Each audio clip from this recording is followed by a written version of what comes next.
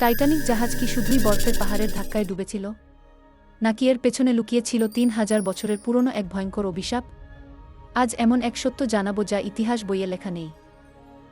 বলা হয় টাইটানিকের কার্গো হোল্ডে লুকিয়ে রাখা হয়েছিল প্রাচীন মিশরের এক রাজকুমারীর মমি। যে এই মমিটির মালিক হতো তার সাথে ঘটে অদ্ভুত সব দুর্ঘটনা। 1890 এর দশকে ৪ জন ইংরেজ পর্যটক এটি কেনার পর থেকেই শুরু হয় রহস্যময় মৃত্যু।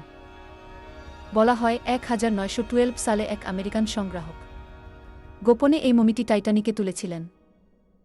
জাহাজের ক্যাপ্টেন স্মিথকে নাকি সতর্ক করা হয়েছিল, কিন্তু তিনি শোনেননি।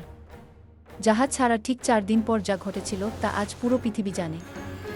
প্রাচীন মিশরের রহস্যময় কাহিনী, যার সঙ্গে জড়িয়ে আছে এক অভিশপ্ত মমি। এই মমি পরিচিত ছিল আনলাকি মমি বা আমেনরার রাজকন্যা নামে। কথিত আছে এর কাছে যেই এসেছে দুর্ভাগ্য তার পিছু ছাড়েনি। এই মমিটিই নাকি ইংল্যান্ড থেকে আমেরিকায় নিয়ে যাওয়া হচ্ছিল টাইটানিকের প্রথম সমুদ্রযাত্রায়। অভিশাপ কি সত্যিই কাজ করেছিল, নাকি এটি শুধুই কাকতালীয়? অদ্ভুত ব্যাপার হলো, টাইটানিক ডুবে গেলেও সেই মমির কফিনটি নাকি কোনো এক অলৌকিক উপায়ে বেঁচে গিয়েছিল। আপনি কি অভিশাপে বিশ্বাস করেন? কমেন্টে জানান এবং এমন আরও ভিডিও পেতে লাইক, সাবস্ক্রাইব, শেয়ার করে আমাদের সাথে থাকুন।